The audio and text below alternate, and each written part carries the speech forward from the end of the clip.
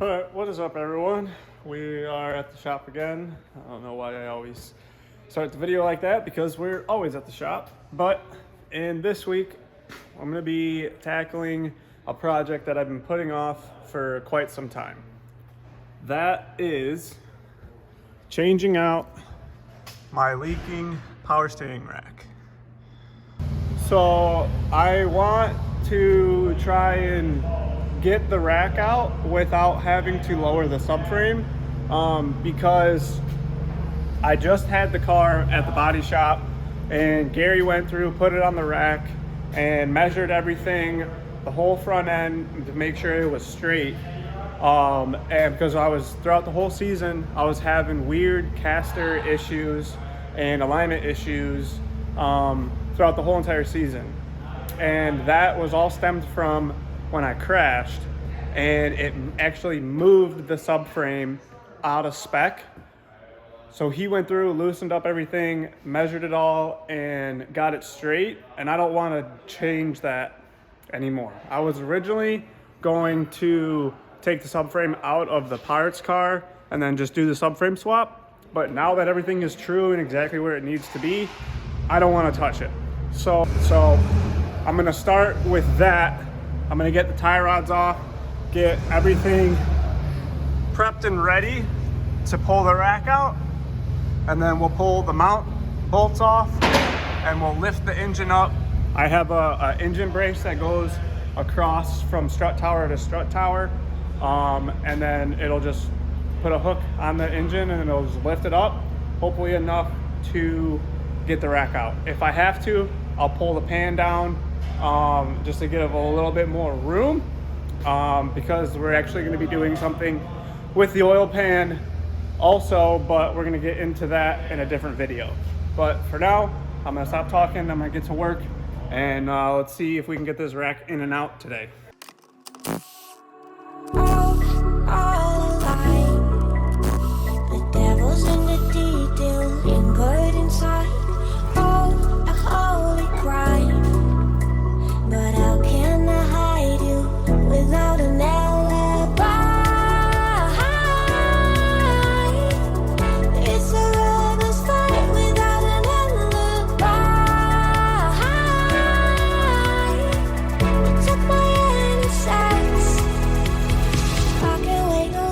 Tie rod ends off, I got all the lines out, so now I just got to get the bolts out. They're 17 mil, and hopefully we can maybe just slide it out, rotate it, pull it out without having to touch any of the engine stuff. So we're gonna see, trial and error, I guess that's all we can do.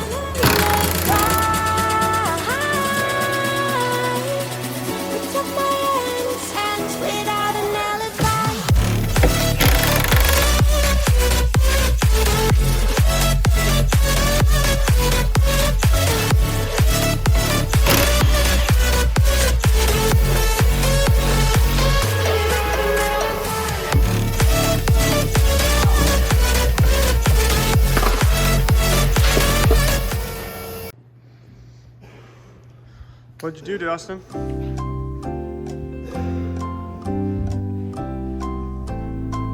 Since he's shy, Justin bought a link.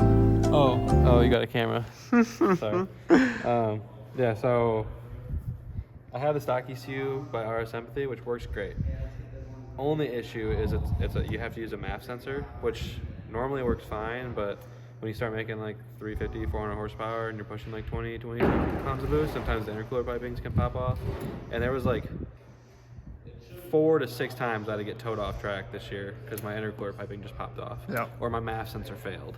Or something stupid like that. We had a whole track day of MAP sensor failures. I missed the whole day because I bought like 6 of them, dude. And like one would work good in high RPM, one would work good in low RPM, one would work good in the middle. It was just, but none of them would work together. Yeah, we went and we were like doing polls around the freaking pits, trying not to be too reckless, but like lowering, fuel pressure, raising fuel pressure, changing boost pressure, and nothing was working. It was just MAF issue after MAF issue. So he went and bought a standalone. Yeah, about a link. So normally I get a haul tech, that's what I have on the Evo. But there's a local guy, Andy, from A-Star Fab. He's a link dealer, and he hooked it up with like a killer deal. So I was like, I didn't even want to buy it, but I'm like, fuck, I have to, you know? Yep. When the deal's too good, you got to do it. And then I was having a hard time getting it to connect, and I tried a different laptop. And then for my laptop, I use a Mac, which you're not supposed to use a Mac, but I have a Windows downloaded on here. But I have like this cheap USB port thing, and it kept like going in and out of connection, so it wouldn't connect. So we finally got it to connect. So now we're in it. Everything's downloaded. Everything's working. But now I have to wire in like some grounds and stuff for like all for my aftermarket gauges and oil pressure and all that shit. So right on. that'll be good. Then I gotta either tape up the harness and paint the interior, or who fucking knows. Yeah, so this is what we're dealing with here. he, while trying to figure out the issue of why the ECU wasn't powering up, he took everything apart to check everything, and it's a freaking rat's nest in here. And then we found out some other information on the power supply to his car.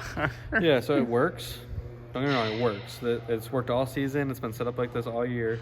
The battery hasn't died. I've never had any issues with the battery.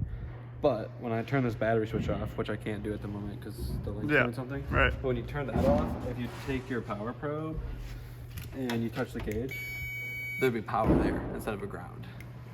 Yeah, so some funky shit's going on there. So I think I just need to swap the way that the battery switch is hooked up. I'm just going to take the power side through the switch and then just ground the battery to the chassis. So that should fix that. Yeah. Which I thought that was my reason for the ECU, but it had nothing to do with that. So in trying to find the issue, we found other issues, but when it was just a computer the whole time. Yeah. So it kind of sucked, but it worked out a little bit. Car shit. Okay. So you want to test the injectors? Yeah, I gotta do an update though first. Go to number 1. Yep. Coil? Yep. Yep. What was that? Yep. Yep. Yeah, go to the side of the wall, saying in there, or the furthest pump is the number 1 line on this side. Yep. So you got black box, the furthest one is the front one. They're all clicking. Turn it up. It's still clicking. Yeah. Right there. A little bit of fuel still in there, a little combustion happening. Testing injectors now. Yep. Yep. Yep. Yes, sir. DOS injectors are working. DOS coils are working. And then we have our throttle position learned, and then we have our map sensor learned. So all we have to do now is hook this up to a T and then T it to the intake manifold or the throttle body. There's an extra thing there. Yep. And then I have to wire all my sensors into this. So it's got an internal boost controller? Internal map sensor. Oh, the map sensor is internal to the ECU. So okay. that's the vacuum line for this. Gotcha. This is just for extra inputs and outputs, which I'm going to use for my coolant temp gauge. I'm going to use for the oil pressure, AFR, and boost. Yeah. So everything will be ran. Well, actually, you don't need boost because that works off the map sensor. Right. So everything will be ran and read through the ECU. So technically, if you wanted to, you could get a digital display and then delete all of your All of that gauges shit. and stuff. Yep. And then and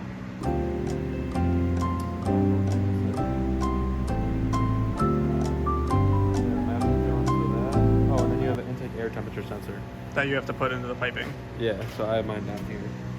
Oh, you already did it? Yeah. So I just have to wire these into those wires. Ah, gotcha. Right on. And then you can ground everything to the ECU. ECU is grounded. It's got power. Everything's working. So good to go. Nice. And then it should run. Oh, yeah. I'll have to change the injector dwell to like half or whatever it's at, because stock's probably like 14 and it needs to be at like 6 probably. Mm-hmm. And then it should run. Yeah. Get it on a relatively somewhat of a base map just to get it idling. And then we'll go see our boy John and get her tuned up. Put it on the dyno. Yeah, If Richard. this goes on the dyno before the Evo, I'll be so sold. All right, I got the parts car in here. So I'm pulling the rack out of this car. I got starting to get the lines off, and then I'm gonna lift it up, get the bolts out, get the steering shaft off, get the tie rods off the knuckle, and then throw it in the car.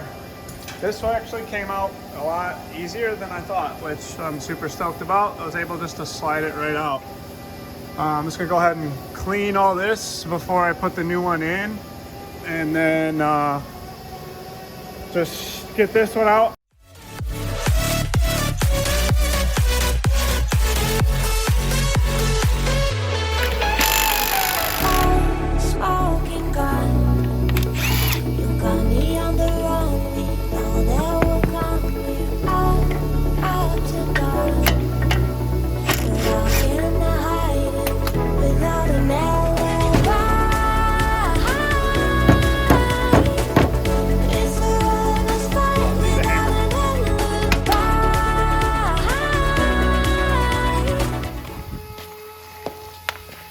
Voila! This video kind of just came to a natural end. As you know, it's the holidays, it's Christmas time. I was going to get the rack back in and do all that stuff and just hadn't found the time to, and then we got a big storm and it's really cold over here. So we literally packed the shop full of everything, all the semis, all the cars, and my car is on the lift and it's buried right now. I'll put a picture right here as you can see. And so I just decided that I've worked enough this year, and it's been just a crazy hectic year. So I figured, you know what? I'm gonna take the holidays to myself. I'm gonna just relax and enjoy them with family and friends. And then we'll jump back on the car in the new year. So I'm gonna leave you guys with a little bit of an update. The Sylvia has been doing good. She's just chilling. She's in hibernation for the winter. Dad's car he's got his under the cover, and I, you know, it being the holidays and Black Friday and stuff, I got suckered, and I pulled the trigger on some spicy units for the drift car. So as you guys know, that we're painting them, and well, I figured that I had to do something to complement the car with the new paint job that it's gonna have. So I went ahead and I hit the boys up at 3-piece. I got a new set of drift wheels from 3-piece, and I'm super freaking stoked on them. They're gonna look so sick. Here they are. Here's a little teaser for you.